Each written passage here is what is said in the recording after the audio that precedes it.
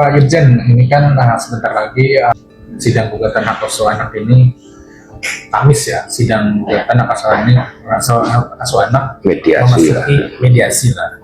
Bisa dibilang mediasi pertama belum ada kesepakatan. Nah, nanti hari Kamis ini akan ada mediasi kedua. Pak Irjen sendiri mungkin persidangan ini akan seperti apa sih terkait mediasi kedua ini? Sebenarnya kalau melihat polemik rumah tangga seperti kayak gini, kenapa sih nggak diselesaikan secara cool antara kedua belah pihak? Kalaupun berpisah, janganlah berpisah dengan bertikai gitu loh ya. Masalah antara Ruben dia punya kelebihan dan kelemahan, dan Sarwenda juga punya kelebihan dan kelemahan. Ngapain jadi harus dibongkar di publik kalau seandainya kedua belah pihak ini sepakat untuk menyelesaikannya secara kekeluargaan? Ini kan sama dengan membuka aib masing-masing. Apakah sudah hebat kalau kita sudah dibuka aibnya masing-masing? Kemarin ternyata masuk dalam sidang agenda pertama, itu mediasi pertama ya. Ternyata tidak mendapatkan titik temu. Nah, hari Kamis ya kalau nggak salah untuk mediasi yang kedua. Nah, silakan aja kedua belah pihak. Kembali lagi saya ingatkan, saya sarankan untuk cool. Karena ini kan masalah rahasia rumah tangga yang pernah kalian bina. Ngapain harus disebarluaskan keluar? Kalau orang lain nanti yang ada yang ngomporin, ada yang manas-manasin, supaya ini lebih rame. Nah, yang korban siapa? Korban kan kalian berdua juga, antara Sarwenda dan Ruben Onsu.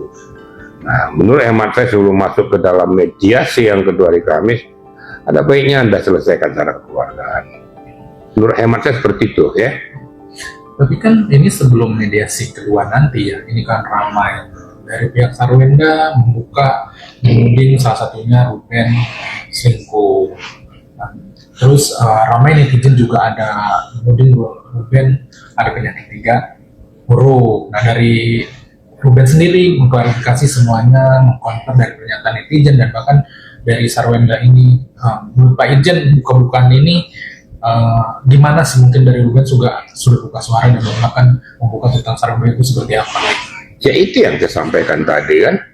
Sampaikan akhirnya kalian membuka aib masing-masing kan. Membuka aib masing-masing ini apakah itu merupakan kelebihan Anda supaya publik mengetahui siapa sosokmu?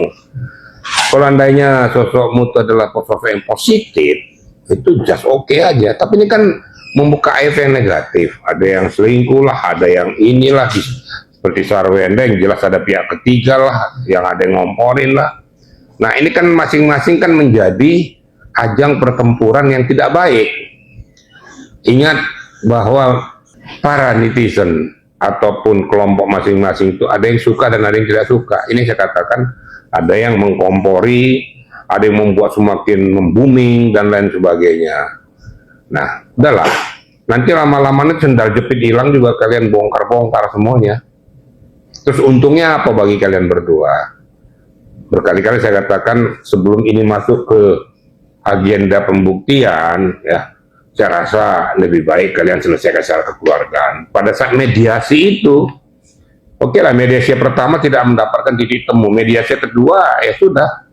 Intinya kan sekarang kan masalah pengasuhan anak. Mau apapun kau selingkuh kiri kanan muka belakang, sepanjang kalian memberikan atensi perhatian kepada anak, apa hubungannya? Kan gak ada hubungannya. Nah, ya sudahlah, antara hak dan kewajiban kalian lakukan berdua, kan gitu. Nggak usah cari-cari kelemahan orang lain. Nah, Sarwenda seperti kayak gitu, Ruben juga nyampaikan seperti itu. Intinya Sarwenda tidak punya hak untuk mengkebiri hak daripada Ruben Onsu. Kan dia mintakan kesetaraan dalam pengasuhan ini. Dan selalu saya ingatkan pihak ketiga jangan ikut campur tangan. Karena kamu tidak punya hak tentang masalah pengasuhan daripada hasil darah daging mereka berdua. Ini yang perlu saya ingatkan kepada kita semua. Nah, kalau bisa baik kuasa hukum sebelah dan kuasa hukum sebelah juga ya menyatukan pendapat lah untuk mereka bisa berdamai dengan hati yang baik, sehingga sang anak ini jangan jadi eksploitasi untuk dibumingkan ke orang lain. Menurut hemat saya seperti itu. Jadi saling-saling merendahkan hati dan perasaan untuk menyelesaikan masalah ini. Nggak ada untungnya juga kalian berdua seperti kayak gini, ya. Nggak ada untungnya. Yang bertepuk tangan tuh orang-orang yang tidak senang dengan salah satu pihak.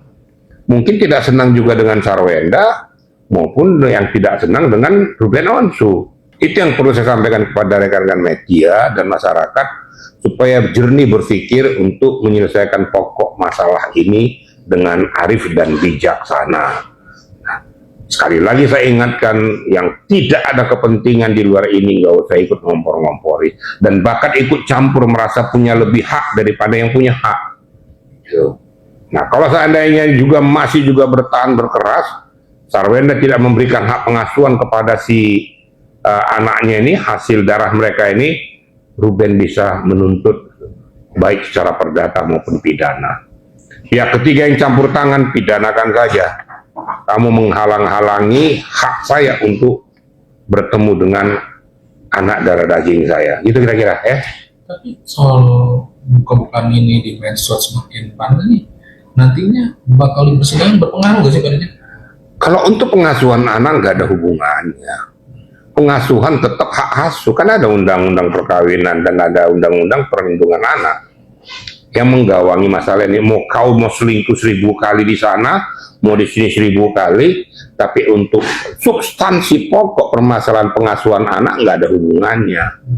Kecuali kalau seandainya kau melakukan tindakan itu, akibatnya ini terlantar si anak ini. Kalau sepanjang mereka mempunyai tanggung jawab, tanggung renteng terhadap pengasuhan anak, dan mempunyai hak yang sama tentang masalah pemberian kasih sayang, nggak ada hubungannya dengan permasalahan kalian berdua. Jadi biar kita cermat, cerdas berpikir, ya. Jangan Sarwenda merasa kayak gini, wah kamu selingkuh, kalau kamu aja nggak bener kok. Ya nggak usah tarik-tarik kelemahan orang lain. Intinya di situ aja. Bagaimana hak pengasuhan anak ini diselesaikan dengan baik, dan kedua belah pihak mendapatkan hak yang sama untuk darah daging mereka. Itu kira-kira ya. Mediasi kedua kemungkinan besar bakal gagal di tengah mereka sedang mendekati ini, kan malah makin panas situasinya. Lah kan saya sudah menyampaikan tadi, sepanjang mereka berpikir dengan kepala yang dingin, hati yang dingin, bahwa fokus utama adalah bagaimana supaya anak ini jangan terkontaminasi dengan peristiwa ini, ya selesaikan dengan arif bijaksana. Yang kedua, bagi pihak-pihak yang tidak berkepentingan nggak usah ikut menggawangi dan mengkompori peristiwa ini, sehingga membuat semakin panas. Yang ketiga, nggak usah kedua belah pihak mencari-cari kelemahan kedua belah pihak, baik Sarwenda maupun Ruben Onsu. Kan tujuan kalian kan cuma satu, bagaimana pengasuhan terhadap anak ini bisa dapat adil antara kedua belah pihak. Nah, itu ya. Jadi kalau orang-orang lain yang berkutat di dalam ini membuat panas situasi, itu berarti kamu tidak manusia yang tidak beradab, manusia yang tidak punya hati nurani. Karena yang mempunyai hak asuh adalah mereka berdua, orang lain nggak ikut campur. Jangan main-main dalam perkara rumah tangga orang lain. Itu kira-kira. Berarti bisa dibilang dari Pak Eteng ini lebih baik fokus saja terkait di sidang. Fokus saja kepada substansi pokok. Masalah hak asuh. Kan bisa katakan berkali-kali, masalah hak asuh fokus. Mau apapun kau dengan aktivitasmu di belakang ini kedua belah pihak, nggak ada hubungannya, nggak ada relevansinya. Sepanjang, ingat loh ya, sepanjang kedua belah pihak mempunyai hak tanggung jawab ya, antara hak dan kewajiban terhadap si anak ini. Sepanjang itu dilakukan kedua belah pihak, saya yakin hakim akan memberikan keadilan itu ya. Sekali lagi, walaupun ada pengampuhan anak ya sampai akil balik, tapi hak asuh juga tetap diberikan kepada pihak laki-laki. Jadi sama mungkin si perempuan mempunyai hak asuh secara mayoritas, itu sudah hukum alam ya. Dan nanti yang melahirkan dia tahu, si laki-laki kan sebagai mencari nafkah selama ini dan tidak bisa memberikan sepenuhnya juga terhadap si anak. Tapi kalau seandainya ada juga terjadi, terpaksa diberikan hak asuh kepada si laki-laki karena si perempuan mengabaikan ini, bahkan mengeksploitasi ini menjadi bahan untuk mencari duit. Nah, ini yang nggak benar. Makanya nanti hakim akan jeli melihat pokok permasalahan ini. Nah, sebelum masuk ke ajang pembuktian, saya berharap kedua belah pihak itu berdamailah dengan hati dan perasaanmu. Selesaikan dengan arif bijaksana, jangan kau korbankan anak hasil darah daging kalian. Itu kira-kira.